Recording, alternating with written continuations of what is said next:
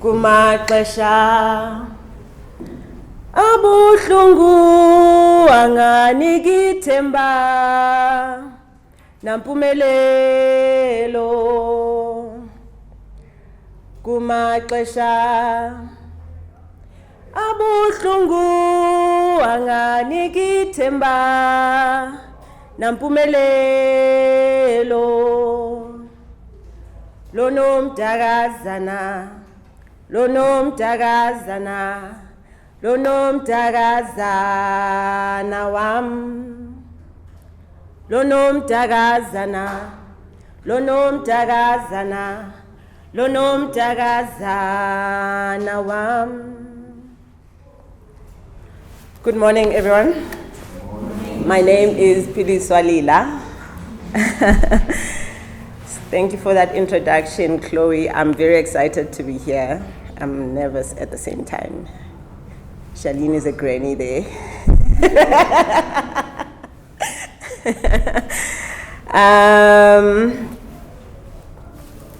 Where do I start? Okay. So my presentation is based on a collaborative project with Utabo Chijana.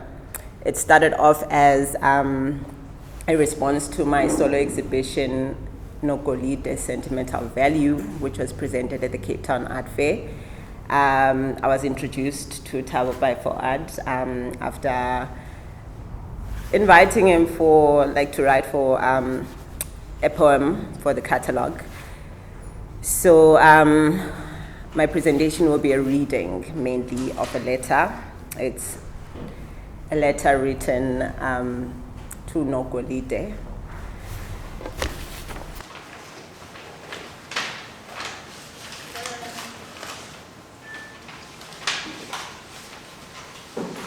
So I have notes here. I wrote a lot of stuff.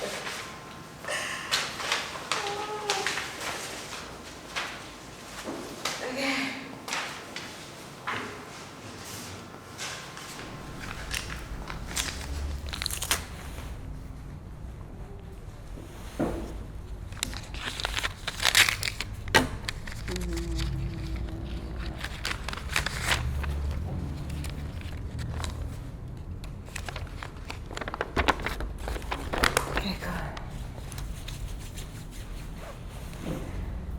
Dear Nogolide, I have memories of you that have stayed with me for the longest time. I have been emulating you in some ways, actively embodying the parts of you that I remember as a young girl. Selective in how I recall, based on an imagery that is drawn from having to relive in parts the past to inform the present. They are memories I have been exploring in my art-making process. These are memories of how I see myself as I reflect and think about who I am becoming. However, the foundation of my narrative appears set in the eyes of those who told me about myself as a child, my parents, siblings, teachers, friends, and even strangers. Here, I am reflecting on lived experiences, the ones I occupy every day. I close my eyes to remember, eyelids pressed and pressed until woven seamlessly into portraits of growing realizations. To remember childhood experiences.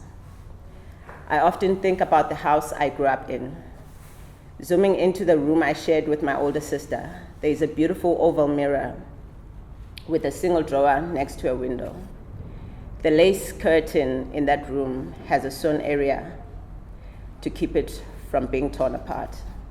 That mirror has memories of me. I remember my sister begging me to enter a beauty contest after Basetsana Khumalo became the first Miss South Africa in 1994, and how I felt about myself. I am darker skinned than all my siblings.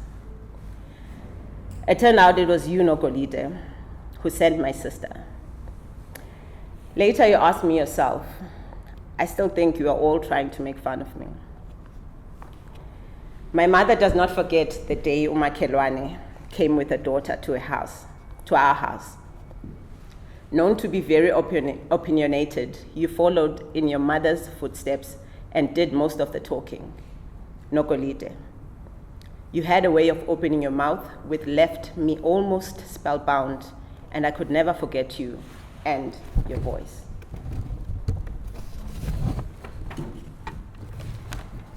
Dear Nogolide, which is that artwork, the big one there.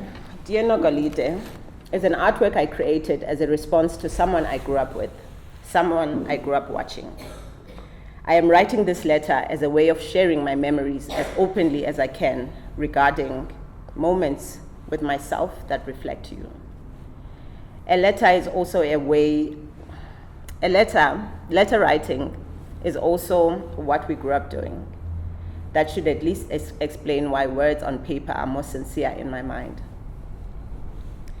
The letter is a story of how I am commemorating your memory in the making of an artwork.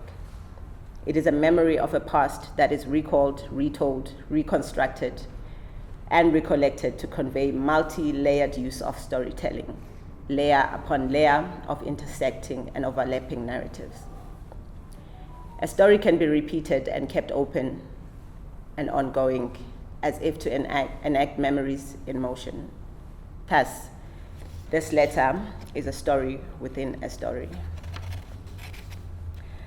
Nogolide. It is important that I write this letter as a gesture of memories that are expressed as clearly as they ebb and flow in my mind.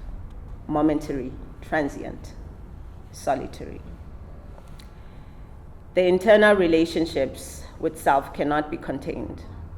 It may seem like I am trying to preserve the human memory. However, memories cannot be reduced to the writing of a singular experience. The writing of this letter involves writing about people, things, and events in their absence. As such, I give the memories a visual life as part. As such, I give the memories a visual life of a past that is present.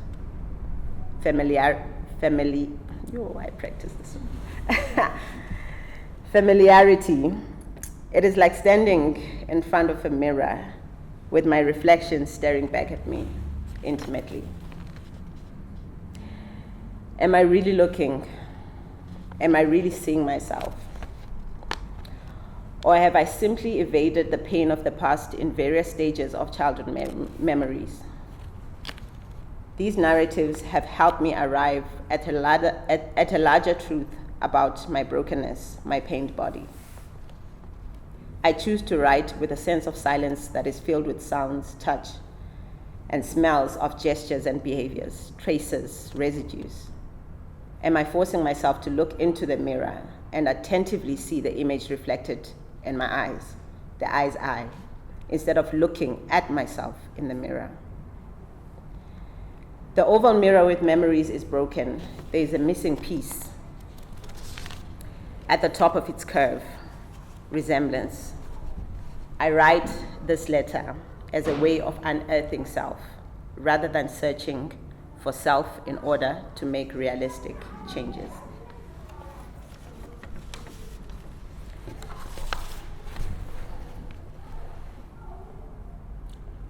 It is not so long ago when I took part in the Decolonial Aesthesis Creative Lab in 2018 at Makhanda in the Eastern Cape.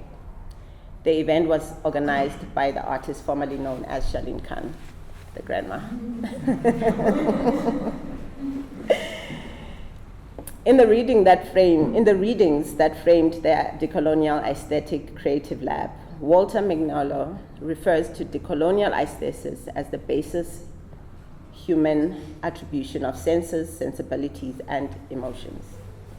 He calls upon decolonial thinkers such as artists, curators, activists, philosophers, art, and literary critics to delink and not be restricted to the art world of aesthetics in the vocabulary of Western experience, modernism, and European philosophy. He also says that decolonial thinkers should not be restricted by the colonial subjectivity of skills of the genius to make art of beauty and the sublime.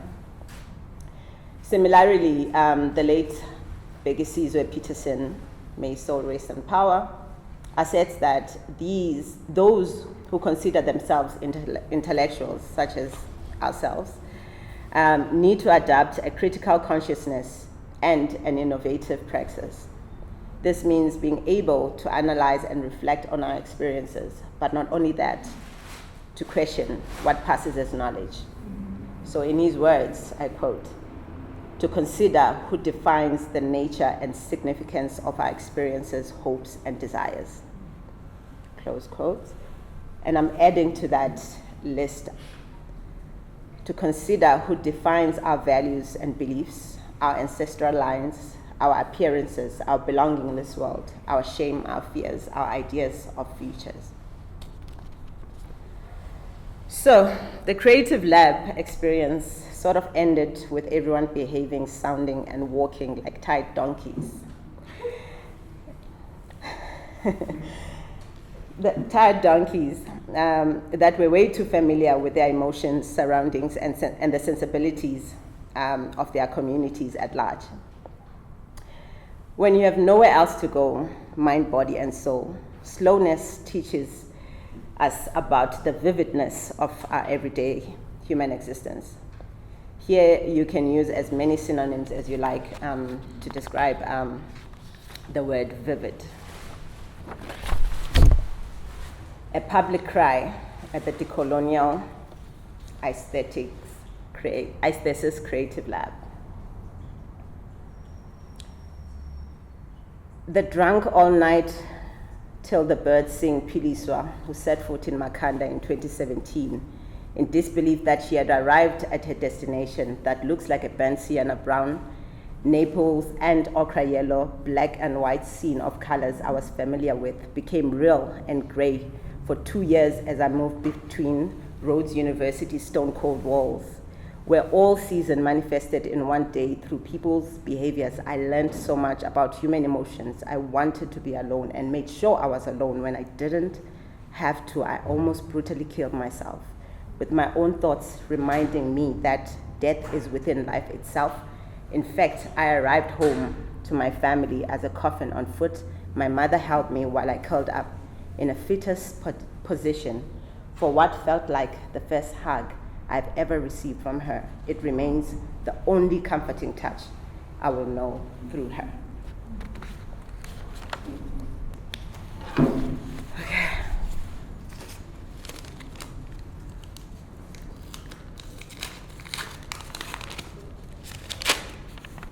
I felt that.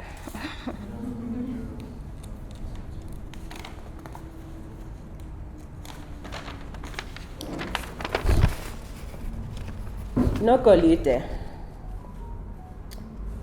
When I look back to the time of our youth, it is in it I find so much joy in activities we did together. The night before plans, what to wear, a very short skirt, tight on the body. Or should I wear the one I can roll on the sides into my panty? When I'm rolling, it will show that I am ready. I am ready. I am taking this game seriously. Douche? Dite douche? Douche? Yes. You're supposed to respond. Nogolide, you did join in when we were playing games on the street. I really showed off in how high I skipped ropes in ocean, dodged douche balls, and threw putsa stones. These are games that you also enjoyed based on your own competitive nature. When I was in your team in one of the games, I intentionally tried to do my best so that you will always choose me first in any event. I made sure I played to win. Nogolide, in this letter, I am not in pursuit of a linear way of understanding my memories with you. I am rather exploring memory as a creative imagination. As I write this letter, I am aware of the aesthetic values when making art. Dear Nogolide, the artwork is an artwork, a collage painting. I am a visual artist. It's a career that allows me to engage the multifaceted visual narratives of lives, societies, and the worlds that exist in many languages. The artist is the side of me that wants to engage with what it means to be in a space of my memories. past as presence. I am interested in the process of doing the memory work in order to create interpretations of what it is to remember and evoke emotions and stories. Memory is a powerful storytelling tool.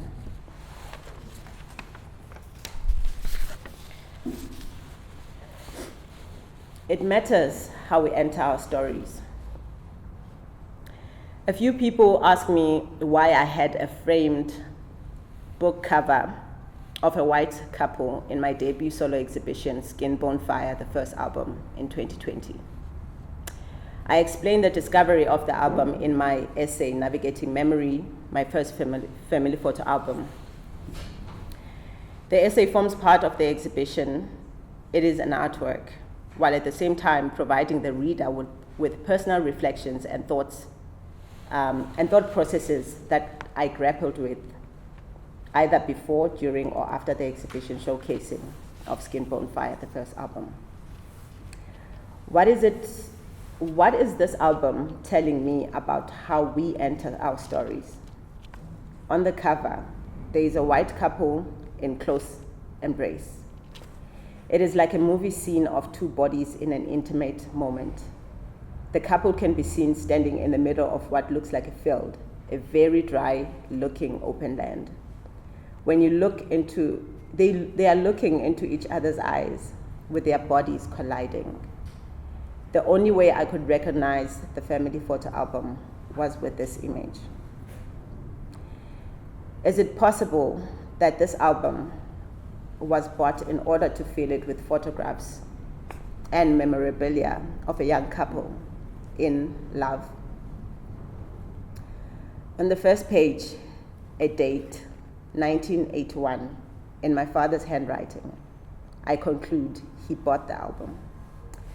Then a thought hit me like a scene where there are details shared about what had taken place before and after a photograph was taken or shot. I do not remember. I do not remember seeing any photographs of my mother and father together in the family photo album. Not even random, spontaneous documentations of them in the same image. It matters how we enter our stories.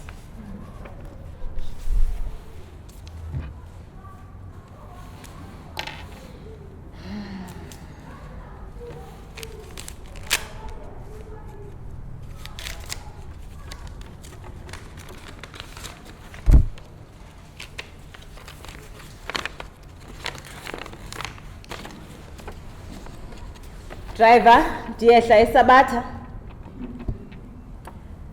So uzokwehla njalo ke ngeSabatha ne, because siyenyuka istrato, so uzokwehla ezantsi. The address in this letter is a setting that precedes the understanding of a particular location, home. The proof of address is the most important thing to have next to an identity document. My parents have kept their DOM passes from when they set foot in Umtata, now known as Mthatha. These are work permits of two individuals who found a way out of the village and became the first in their families to have an education and jobs that were not in mining or domestic work. How sentimental is this journey? So xa sowehla njalo ke ngoku ngeSabatha ne, uzobona ibutchery left, and then bekhona istrato esidlula, uzobona icontainer next to ibutchery, but ustraight esastrato ungangeni ngaso ne. So the idea of a place called home is fluid to me. As a family, we moved between three houses we called home. However, my father always reminded us that home is in the village, in Sugarbush. The other houses are for work purposes. So xa sowudlulile icontainer, ungayi ekugqibeleni kwestrato, ku-danger phaa. So uzobona istrato before ufike phaa ekugqibeleni, kwesi sijikayo ekugqibeleni, uzujike ke, basibize Alfred Mafuya, ujike ngazo. I understand why in our safe Mthatha neighborhood, at some point gates became a thing. The postman would return a letter to the post office if the address was not written correctly. If there was no return address, the letter would be sent back to its sender. If there was no return address, then you'll have to go to the post office and ask if there were no letters with your address. The clerk would then tell you the correct way to write both receiver and return addresses. Mind you, how to write a letter was taught at school, where to place a name and address, where to write the name of the receiver and sender. How the address and receiver's names appear on the envelope was important and taken seriously. A stamp would always be placed at the right-hand corner of the envelope. Precision must be taken. So Alfred Mafuya iphele nayo pha ekugqibeleni uzobona isikole basibiza impuqa extension ne uzuthi ka ufika pha ke ngoku uzokwehla ubone iwili luphwana siso ke sistrato sibona yapha kule lento. In the village, there are no street names that provide directions. Your address is your family name. The questions being asked by most elders are, ungokabani, who do you belong to? In other words, ungowakwabani, whose house do you belong in? My family name, the surname is Lila. Ndizalwa eMatolweni. I am born under Amatolo clan. Also fikile luphwana, uzofika apho ndihlala khona ne. Thus far, a sense of feeling lost in the world is something that I experience in spaces of alienation, displacement, and disorientation.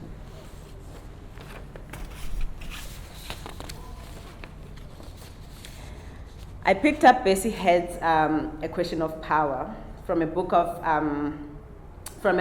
bookshelf of discontinued or discarded reading material at the university currently known as Rhodes in Makhanda. I read the first 3 pages about 3 times. I'm finding difficulty in understanding a somewhat disconnected introduction to characters, places, objects, and events. The issue is not with Bessie Head's writing. It is my approach to the reading. Rational. The novels I have been reading have a similar sense of flow that is easy, fun, and accessible in the usual plotting of a story.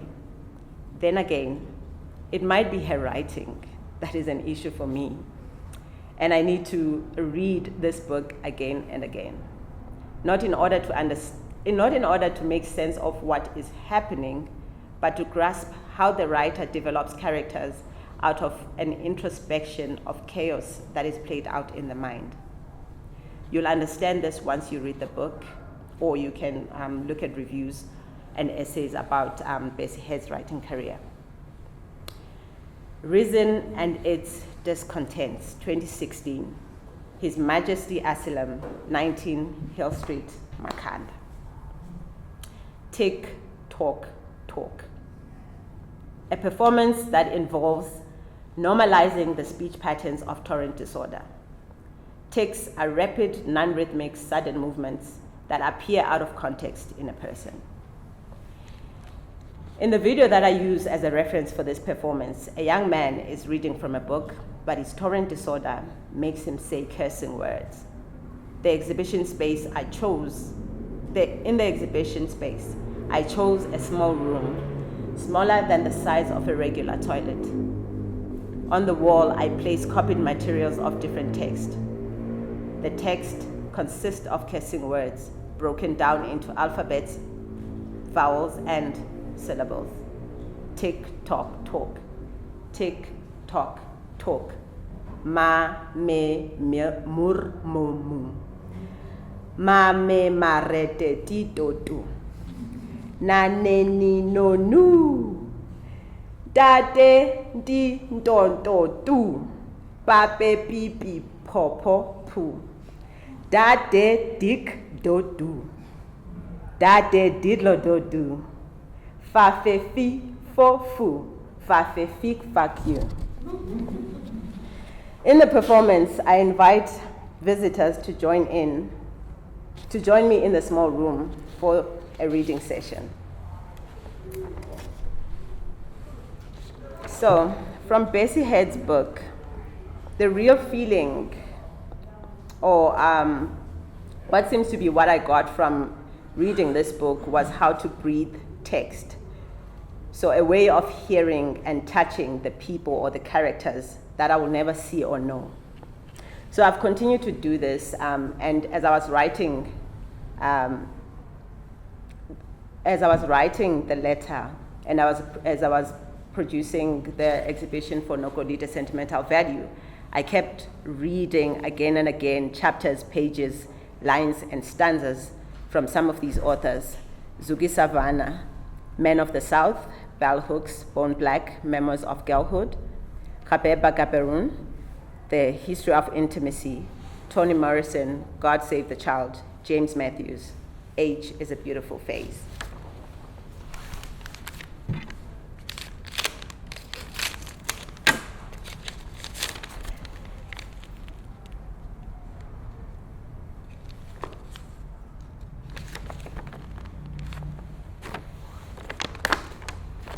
Amagama ayadala. Names make a person. A name can follow a person and can be rooted in intention.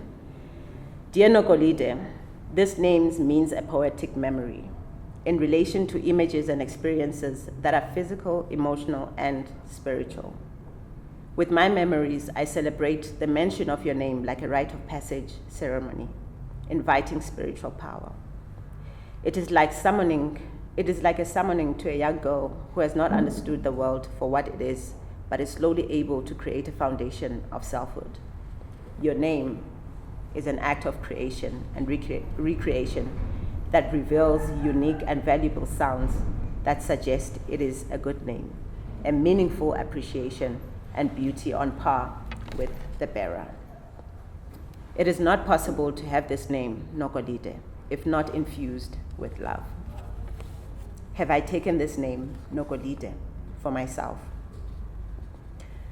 When creating Dear Nogolide, I felt free in how I approached the canvas. It is on the floor, and I'm seeing it from a bird's eye view. This allows me to move around the canvas and see it from all four directions of its plane, engaging it in a playful way. It is like a dance, a revealing of a ritual that is meaningful of movement, leading to what has resulted in an artwork. The ritual is a gesture that plays a significant role than language, because it is performed with emotions, words, and trance-like dream state, even though an element of labor is involved in the process. As in this letter, I move the paintbrush over the artwork. There is a sense of being open, with arms stretched out, while allowing the paintbrush to make marks that speak to the very reason that the artwork can be viewed beyond how it will be placed on the wall as a two-dimensional object. I listen in the silence. The brush is singing, chanting, and breathing. It is groaning, quivering, and running between my fingers and hand. The sound resides in stillness. The artwork is a portrait of you, Nogolide, a figure in layer by layer shades of light and deep gold, bronze, and copper paint. The gold is chosen in relation to your name. In the choice of gold, there is a symbolic association with the sun, a color that is an activation of light, life, and harmony. Gold activates rituals of magic that are revival to the human experiences. Meanwhile, bronze and copper paint supplement the gold by adding richness that has an effect of something that is aging and has aged, a precious object that has almost accumulated rust and is appreciated for it. Nogolide, I write this letter not only about my childhood memories, I write it as a child, your neighbor. It is about the intimate, private, and solitary silence of experiences carried into adult life. I hope you do not mind that I am the addressed. I have taken the name for myself. Nogolide, this letter seeks a conversation with you. I am writing this letter as a way of getting in touch with you. All these are words going through my mind as I navigate the passage of my memories. All these are words I seek to describe. Let me start that over. All these are words going through my mind as I navigate the passages of my memories. All these are words that seek to describe how I saw you, Nogolide, and see myself. All these are words in a time of need, in the past of the present moment, an unlearning phase towards a fulfillment of selfhood. All these words are processes of a self-visual creation. To Nogolide, the name is a person. Yours truly, Philiswa. Thank you.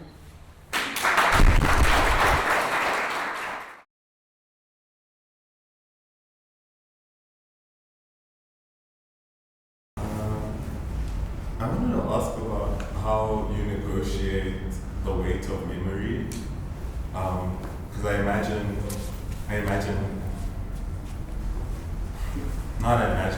I know from my own experience of having to continually recall and to move yourself back into a space, there's a work that comes with that, and there's an exhaustion after remembering. Mm-hmm. And so, you kind of speak of memory work, and work is ongoing. And so how do you exhaust yourself today and wake up again tomorrow to go do more memory work? How do you balance that? Yeah. I think it is within us to all constantly be remembering things. And when you're doing the memory work, I don't think you even have a choice. Even when you want to remember that specific memory, it takes you to different directions before you get to where you want to go. So our bodies carry already these memories, carry already stories. So you could be waking up, thinking about something else, but telling a memory of something that has passed, or that was yesterday, or years before that. So sitting down and doing the memory work, yeah, it's a lot of work. Eh? It's a lot. That's why I say it evokes a lot of brokenness, and your body becomes pained in some parts, and you kind of negotiate as you go along. What do you want to remember? What do you want to suppress? What do you think you have forgotten or want to forget and continue to kind of suppress? And also, the more you tap into, let's say, sitting down and you tap into the memory, the more you realize there's so many details that you were not aware of in the stories that you've been telling, even about yourself. So there are these small things that come up that just hit you, and you're like, wow, I didn't realize that it actually was there, because the memory also selects what it wants to remember or what it wants to be vivid in that moment. And so I say you can have your own definition of what vividness is. And I think, which book was I reading? There was somebody who said memoirs are kind of written from that vividness of that story or that memory or that particular place. What the writer is trying to say to the reader about that place. So it's based on that vividness of that one set up that then unpacks different narratives in different ways and stuff. I hope I answered. I think there was another hand. Is there still? Okay. Yes. I thought it was a very beautiful form of storytelling. But also, going back to memory, there were some moments, as you are recalling these memories, there were some moments that, I kind of related to, which also caused me to recall some of my own memories.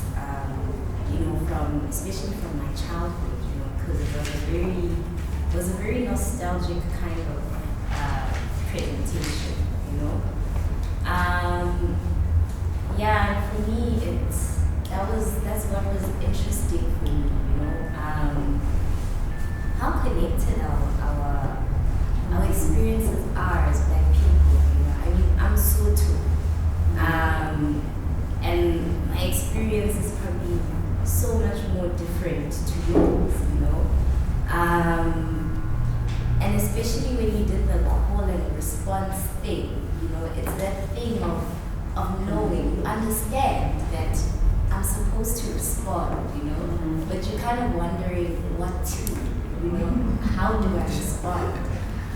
Is this another moment of a collective memory where, you know, there are certain things that culturally we would know, you know, if you say it, we would know because of the collective experience, we would know how to respond without you having to tell us.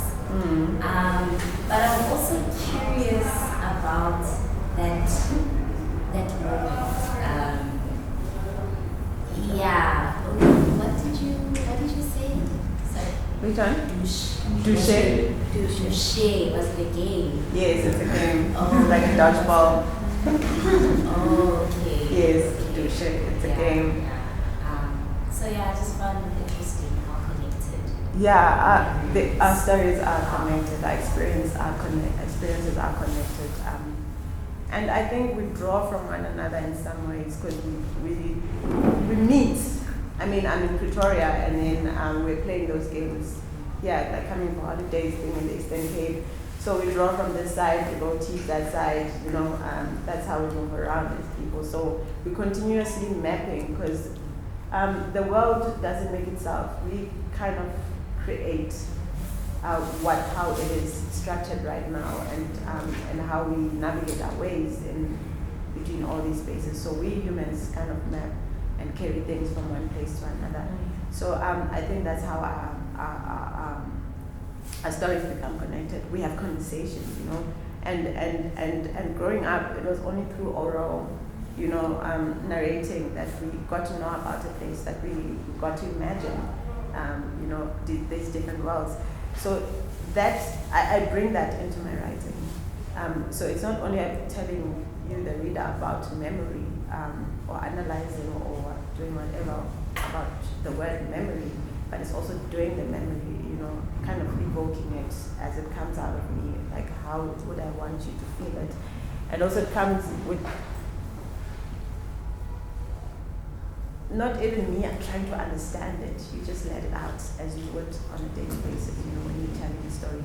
So that's what I would want to do whenever I write, you know, to be at ease, to let go. If there's tension, I'm feeling it. So let me write it in the way that I'm feeling it. Let me write it so that you can experience it in your own way. Let me write so that you can reflect. Let me also, so I don't like also being alone in the creative process, hence I invited Thabo. Even before that, you know, the exhibitions and the projects I mentioned were part of collaborations for me, because without those projects I wouldn't have, I would have made other connections, but not the ones that I'm making right now in my work. So they've contributed to what this project is right now. So yeah, everything. You get it? Okay. Good, and then we'll come back. Hi, Lisa. Oh, hi. Thank you for the beautiful presentation. I need a couple of notes. You spoke about stories continuously being told and being repeated, and working with archives and people, oral history in terms of people telling the story. The lack of consistency in the storytelling, because one thing I've learned, and the beauty of having groups of people together, them verifying themselves. So I think coming back to the storytelling, you hear it from one person and they're repeating it. It's almost like a station, you know. And how do you verify some of these stories in terms of factual or not be? And then two, I also like the when you spoke about the brokenness, because I think even the storytelling, there's something broken about that in terms of the memory itself. It depends who's telling the story and which point of view. You touched on it, I think, when we were answering him, that the vividness and what you select and what you don't select. But I think as well, it's kind of like been broad, in a broad aspect, the brokenness of the storytelling. Something that we can do. Yes, you touched on the mirror, but I think the terminology of brokenness is quite deep in terms of the memory. And then I also liked when you spoke about that address, because some of the projects that I'm working on, you ask them, what's the street name? They can never give you street names. Buga Shakalala, Buga, everything. And they assume you know who is the Shakalala. This assumption of you can't be in the space and not understand you. So that thing of you need to know the people to understand who lives where. It's almost like the street names don't exist. It's a recent thing. So it's almost like the surname carries so much weight and so much value in terms of how your name is like your ground, you know, the importance of the name. And but also going back to the history of posts. You spoke about post box and post office and the letters. I mean, there's a huge history of post box and the letters and the stamps, and how the letters, you get a letter and then it will reach you, and or it will not reach you. But how the letter, the transportation of letters in terms of the receiver and the distributor, the importance of that as well. And just taking away the content and the context within the letter itself. And then lastly, it's just things that for me I found quite interesting. And then, yes, I think I also like what Natalia also said in terms of your story. I think all of us could relate to those who've got a childhood, because, you know, when we played in the street. But as well, when we started with the game that we're saying, and I'm thinking, in my head I was thinking that yes, it's a game, but I'm not sure how to respond to the game, because it depends on the places you come from, you know, and find that it's the same game that we've been playing, it's just how you name it, it's different. So that as well, that's quite interesting. Yeah, thank you.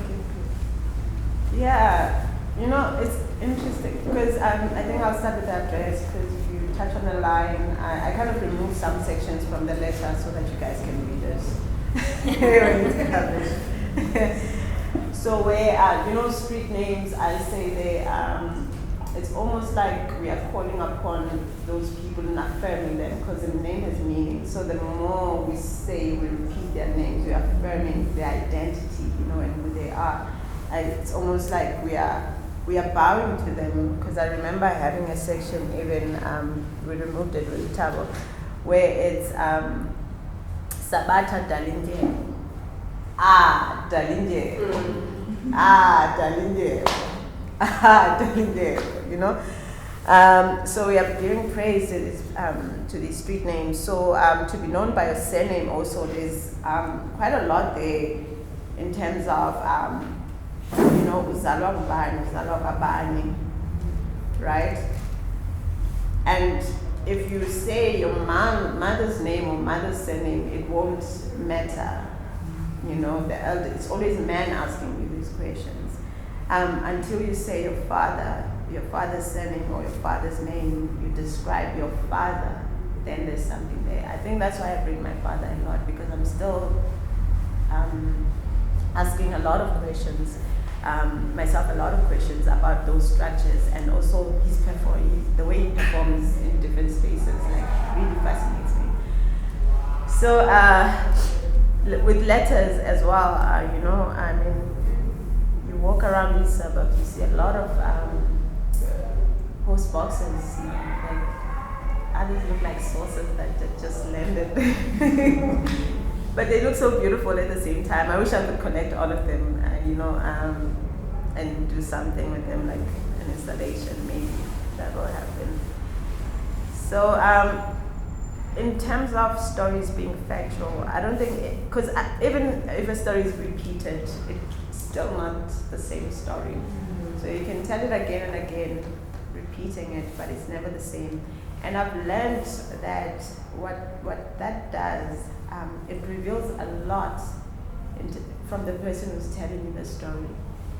So I've learned to listen to my parents. So I've learned not to ask questions about details about something, but to listen whenever a story comes back, because it comes back with different details. And the different details, they come as more truth than the previous details. So, and the older they're getting, of course, that's when they like bombard you with all these truths in a way about family matters. So even the stories we tell one another, I can tell Toby one story, I can tell Garabela another, the same story but differently. So you choose. There's a show where I'm saying I'm willing to share, but it's always different what you're willing to share with one person in relation to another. And that willingness also goes with this brokenness of within brokenness. I think the unpacking, when you're unpacking memories, then those little bits that you suppress and all that come out. So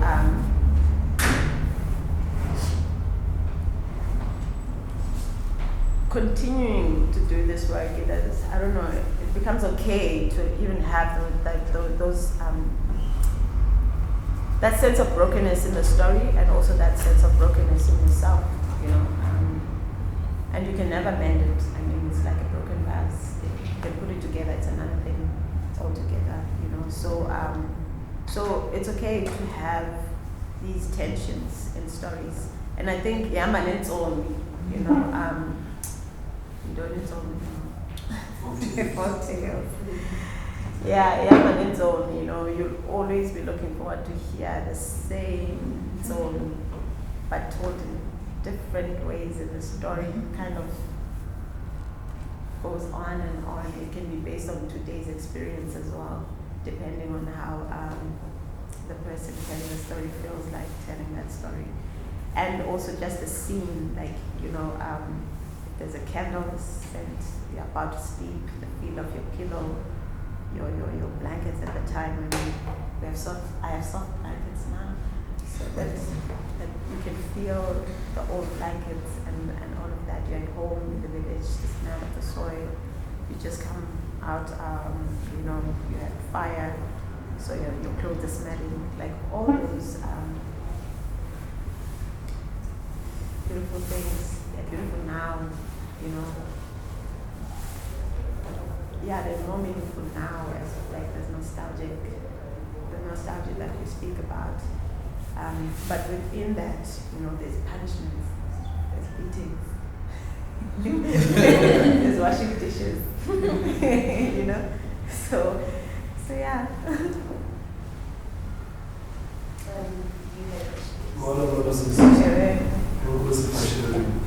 Sure, that's a beautiful moment of my father's storytelling. I had a privilege of being close to peace and this kind of work.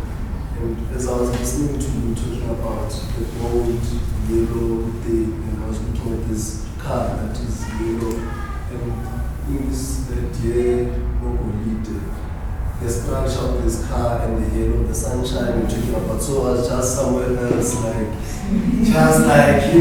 visual, because I was dealing with the visual, but also the audio inside and I'm taking the preaching, So thank you. Thank you. Sure. Where the two world meets, the visual and then it meets the story, I don't know what I'm saying, but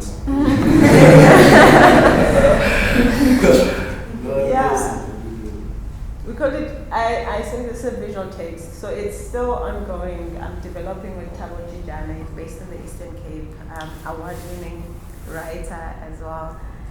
Amazing person, I'm learning. I haven't met him, we've just been virtual doing the collaboration. But a lot, we've discussed a lot, even personal things at this point.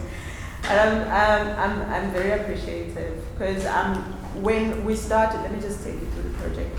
So when we started, it was just responding to sentimental value. So that was my brief to him. I didn't know what else we would do, but I just wanted to write something. So then we started writing. I wrote about the exhibition a bit. I touched on some of the writings from the creative writing group, using those experiences. And then I started writing about this artwork, Dear Nogolide. And then Utabo started writing about the name Nogolide, so paying more attention to what the name means and the meaning, the intention in the names.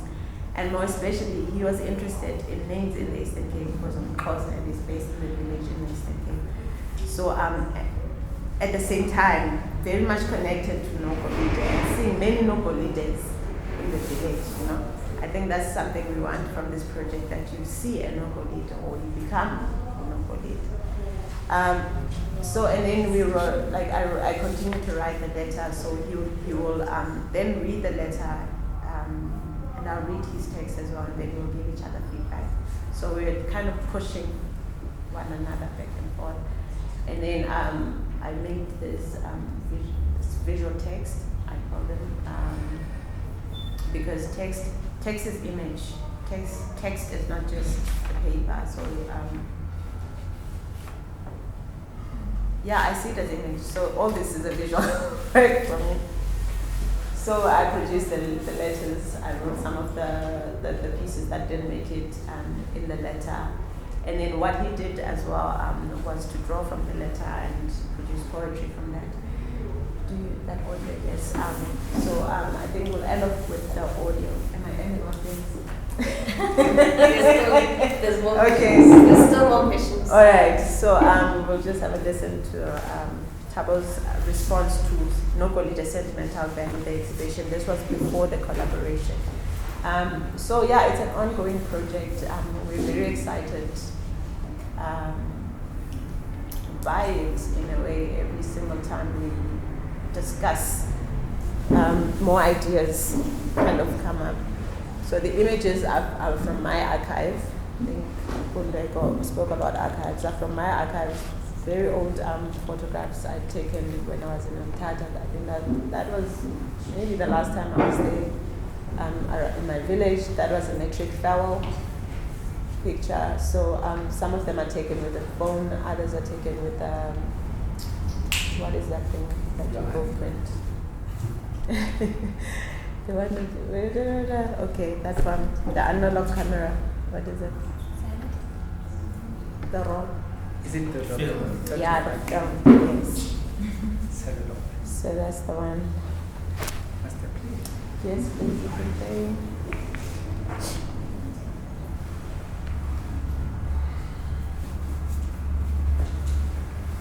Nogolide.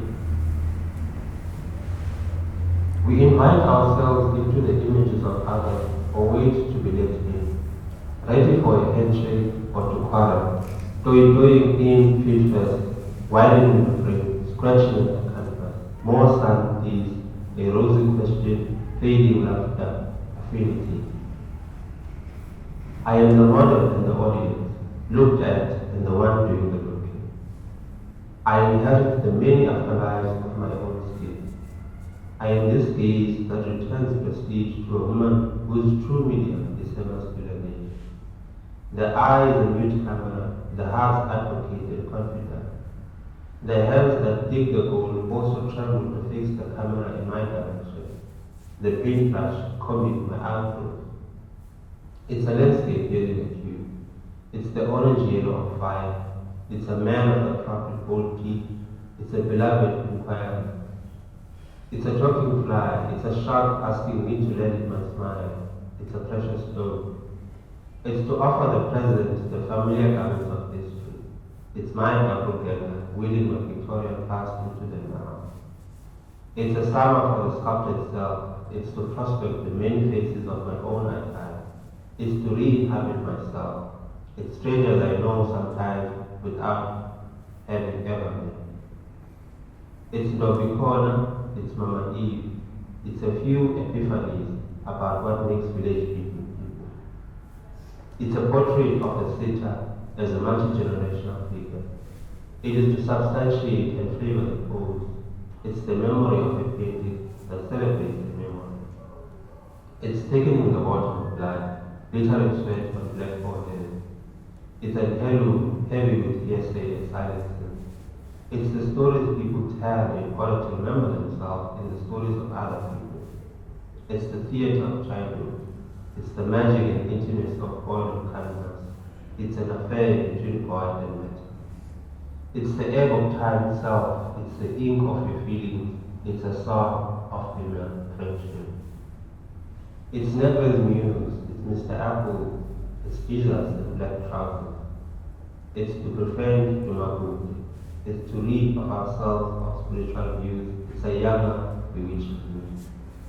It's a birthday salad to tell. It's funeral salads to reference. It's the Zamazama spear. It's the V-matches weed. It's Mr. Goldfinger. It's the fire of Makongo. It is the holy city and the altar. It is precious.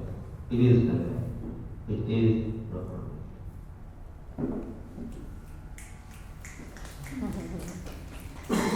Let's Carol. With one more question by Van.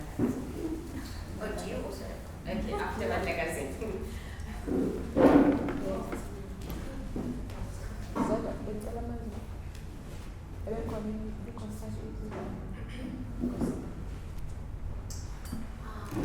Hi. Thank you so much for your sharing your work with us. I think from now,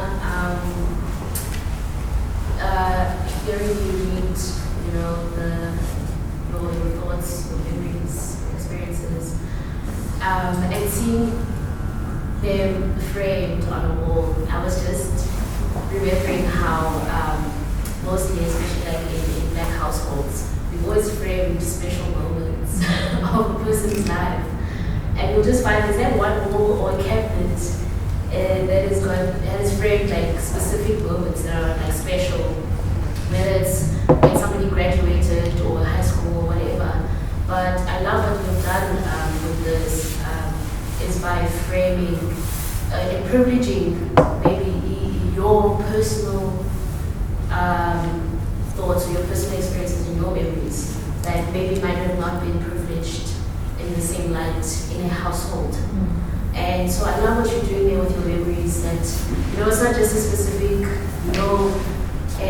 word-worthy, Wall of Fame-worthy, moment in life, but this is actually it's your life, it's your memories that you're privileged, it's your walk, it's your imagination, it's your thoughts. So I think it's more of a comment, and maybe if you can speak into the choice to frame these writings and these images that appear to be random, but they're not, because they're part of your own experience. And so I really just appreciate how you've privileged these texts and given them that frame and I don't know, yes, that respect that is often just given to specific moments that are viewed more wall-worthy or praiseworthy in a black household. So, Thank you, Mandara. I didn't think about that, so I'm taking that. So I will not add in terms of why I framed them. It was just framing them because they are coming to a gallery. I do not think about them in relation to my home, but you're making me think about calendars, because my mom collects a lot of calendars. That's the one object you see a lot on our walls, more than our photographs. So we also don't have photographs of graduations home. Yeah, and a clock. Yeah. A calendar and a clock, or a notice that was placed somewhere for, I don't know which year, but it stays there for the longest time. And other framed objects in my home were texts like prayers, or the messages that you kind of tell your neighbors or you're telling your guests. So one of them is which I'm using a lot. So it's such text that you find, and then post like a Chico got Brenda first. Yeah. So yeah, thank you for that. Thank you for that.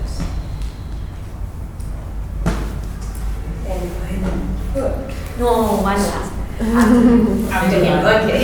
So just a very short one. Thank you really so much for opening up that space, which I actually feel super intimate and vulnerable. And I have a question about that.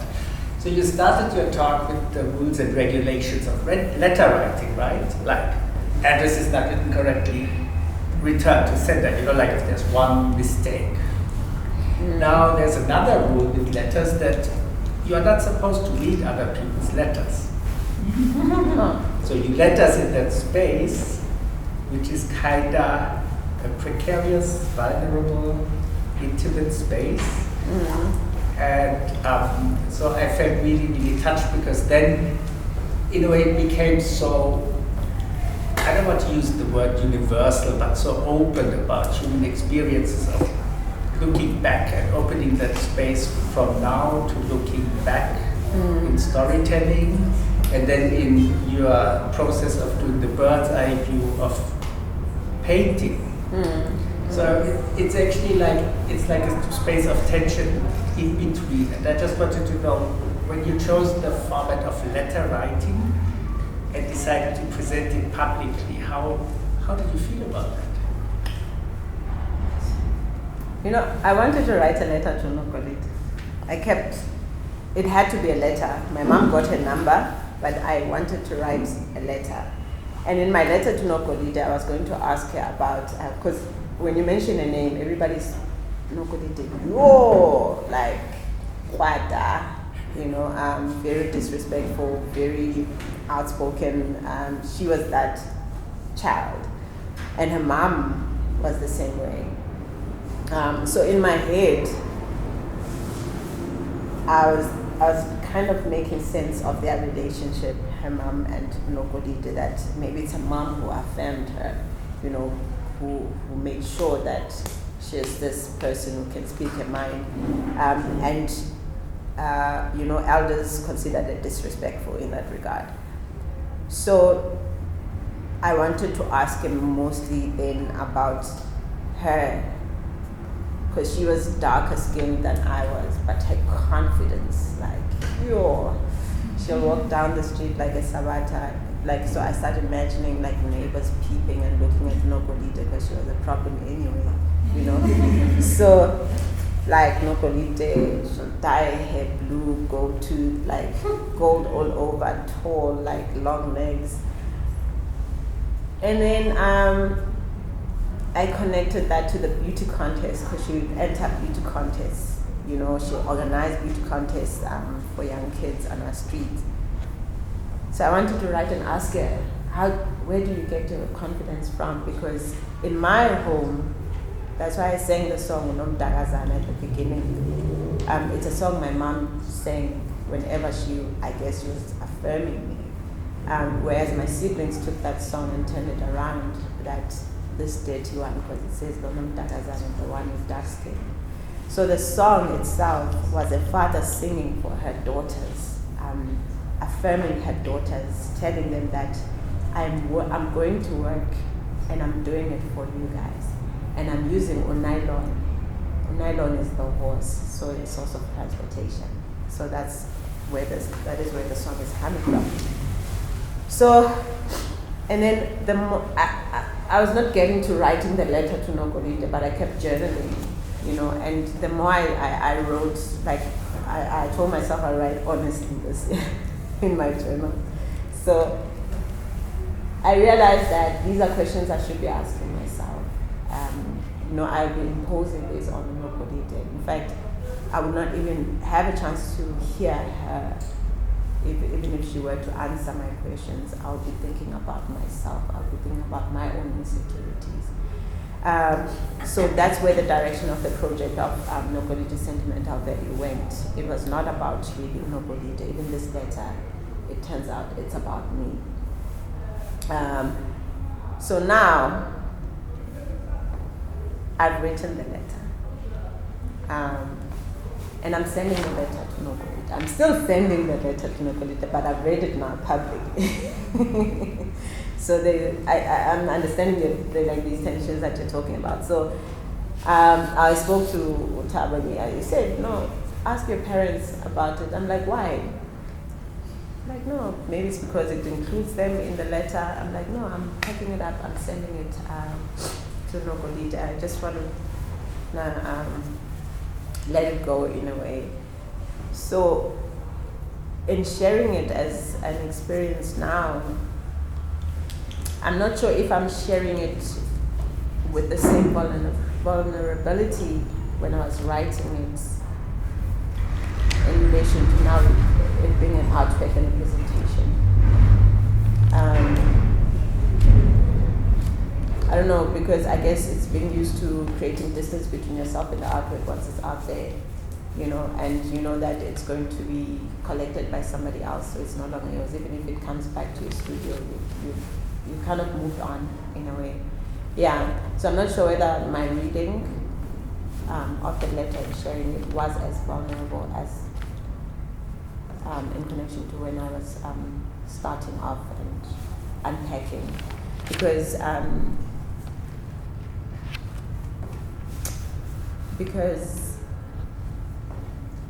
at first I resisted as well. Because I don't know, maybe I'm scared of Nogolide still. What is she going to say? What do I say? So what else? So yeah, I'm glad I'm sharing it as an artwork, as part of this ongoing idea that I have of memory, but it's also not an idea. It's actually helping me mentally more than anything else. So it's me sharing a story, my story with you guys in order to just offload it, as well. Okay, last question. Comment.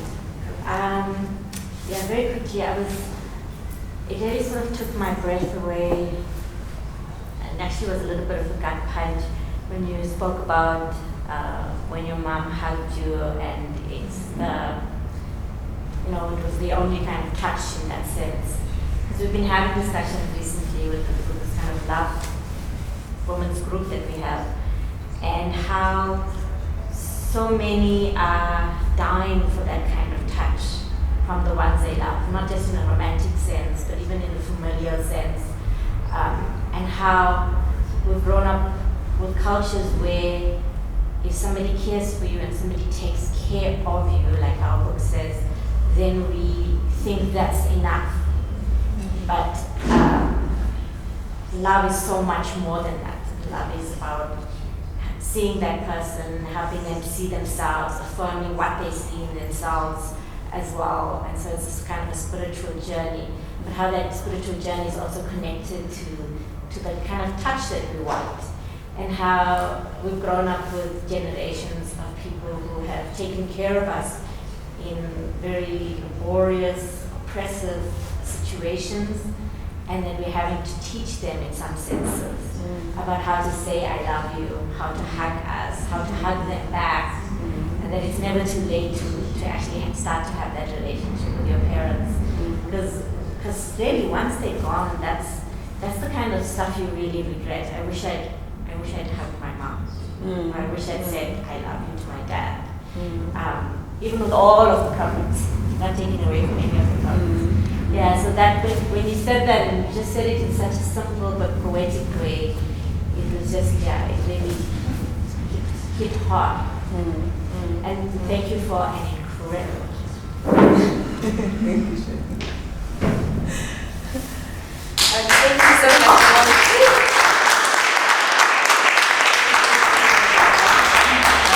I appreciate you taking the time and inviting me, of course, and the work you guys have done, and what is this conference and what will happen in the next coming days. Yeah. Thank you so much. Another round.